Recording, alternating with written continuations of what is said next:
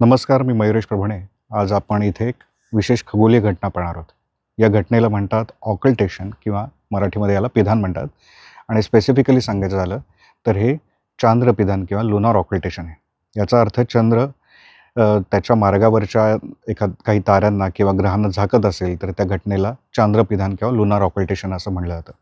आणि आजची जी घटना आहे याच्यामध्ये चंद्र मघा नावाच्या ताऱ्याला झाकणार आहे. मघा हा तारा सिंह राशीतला सगळ्यात तेजस्वी तारा आहे किंवा अल्फा स्टार आपण त्याला म्हणतो. इंग्रजीमध्ये याला रेग्युलस म्हणतात.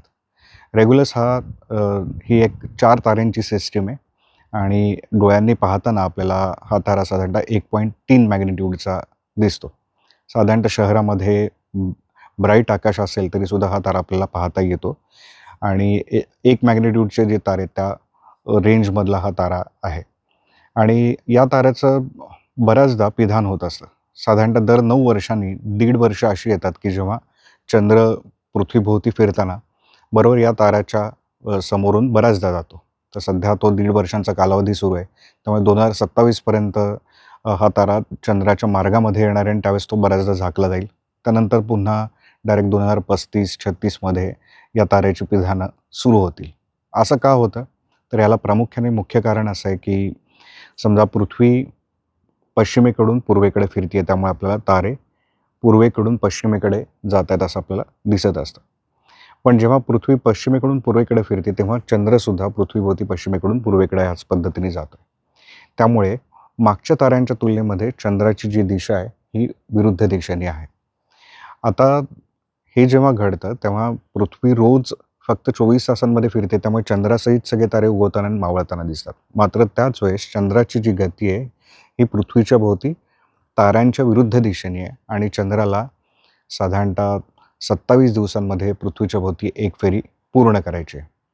आता हा जो डिफरन्स येतो की 24 तासांमध्ये तारे उगवतात, मावळत आहेत, त्यांच्यासोबत चंद्र पण उगवतोय, मावळतोय, हे पृथ्वी रोज 24 तासांमध्ये फिरते यामुळे आहे.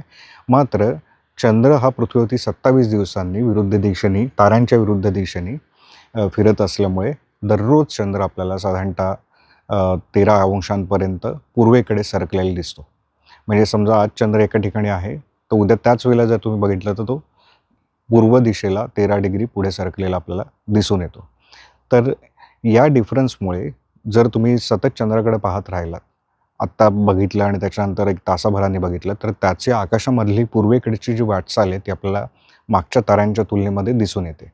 आणि त्यामुळे चंद्र जर पूर्वेकडे सरकत असताना त्याच्या एक्झॅक्टली समोरच्या त्या मार्गावर जर काही तारे आले किंवा काही ग्रह आले, तर तो त्या ग्रहांना किंवा ताऱ्यांना झाकत जातो आणि याला आपण लुनार ऑकल्टेशन असं म्हणतो. तर मघा हा जो तारा आहे, हा आपल्या इक्लिप्टिकच्या जवळ आहे. म्हणजे आपल्या सूर्यमालेचं जे प्रतल आहे, तर त्या प्रतलाच्या दरम्यानच आकाशामधला सूर्याचा पण मार्ग आहे, चंद्राचा मार्ग आहे, इतर ग्रहांचे पण मार्ग आहेत. आणि हा मघा तारा या प्रतलाच्या दरम्यान असल्यामुळे बऱ्याचदा चंद्र या ताऱ्याला झाकत असतो. जसं मगाशी मी सांगितलं की 9 वर्षांमधून 1.5 वर्ष अशी येतात दर 9 वर्षांनी, की ज्यावेळेस हा तारा बऱ्याचदा चंद्राकडून झाकला जातो. आणि अशा प्रकारच्या लुनार ऑकल्टेशन्सचा उपयोग अ, पूर्वीच्या काळी जेव्हा चंद्रावर यानं पाठवण्यात आलेली नव्हती, तर त्या काळामध्ये चंद्राच्या सरफेसचं मॅपिंग करण्यासाठी केलं जायचं.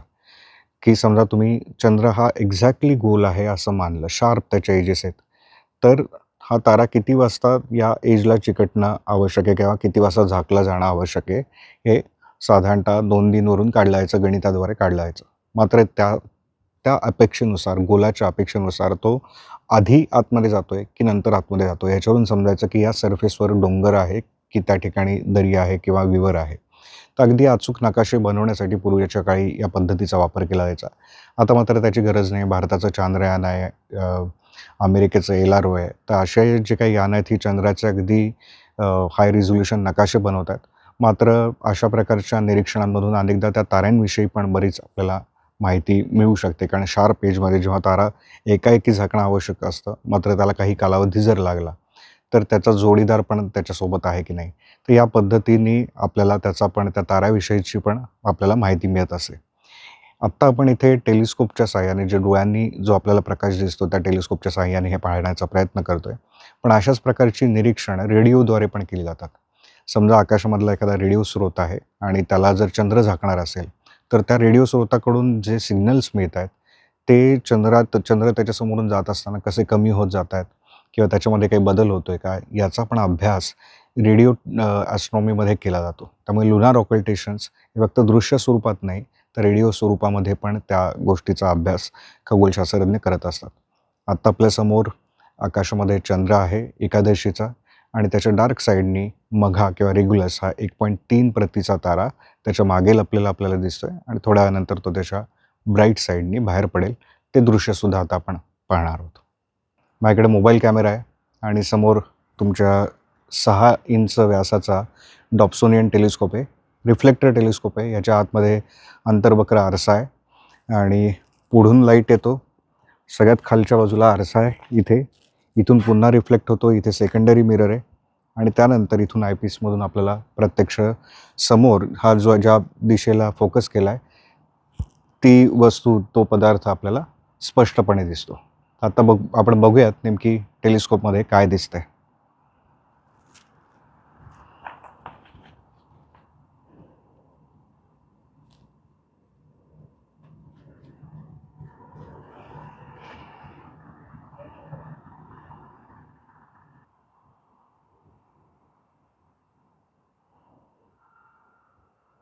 तुम्हाला आता दिसेल की समोर चंद्र आहे आणि चंद्राच्या अगदी जवळ एक तारा इथे जवळ आलेला आपल्याला दिसून येतोय उजव्या बाजूला कोपऱ्यामध्ये.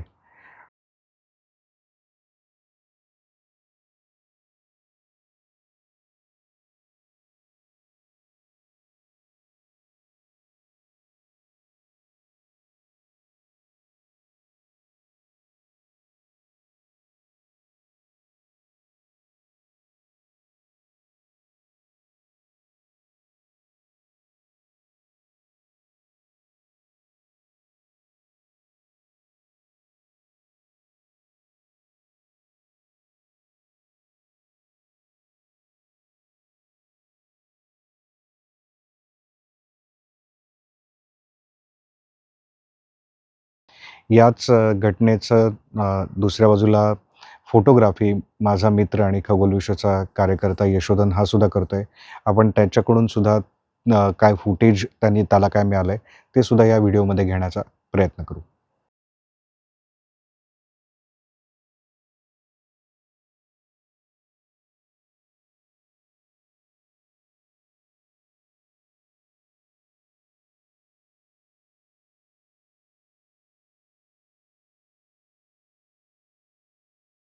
तर आता आपण बघितलं की पुण्यामधून पाहताना साधारणतः रात्री 2:20 मघा म्हणजे रेग्युलस हा तारा चंद्राच्या अंधाऱ्या भागाकडून मागे लपताना दिसला किंवा चंद्राने त्या मघा ताऱ्याला झाकतानाचं दृश्य दिसलं, आणि त्यानंतर साधारणतः 2:45 हा तारा चंद्राच्या प्रकाशित भागाकडून पुन्हा बाहेर येतानाचं दृश्य दिसलं. एक प्रकारे चंद्राच्या क्षितिजावरून ताऱ्याचा उदय होतोय असं ते चित्र होतं.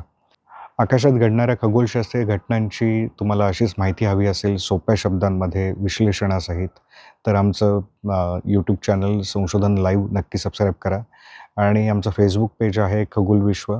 त्याचप्रमाणे इंस्टाग्राम अकाउंटसुद्धा आहे, ते खगोल विश्व याच नावाने, तर त्याला नक्की फॉलो करा.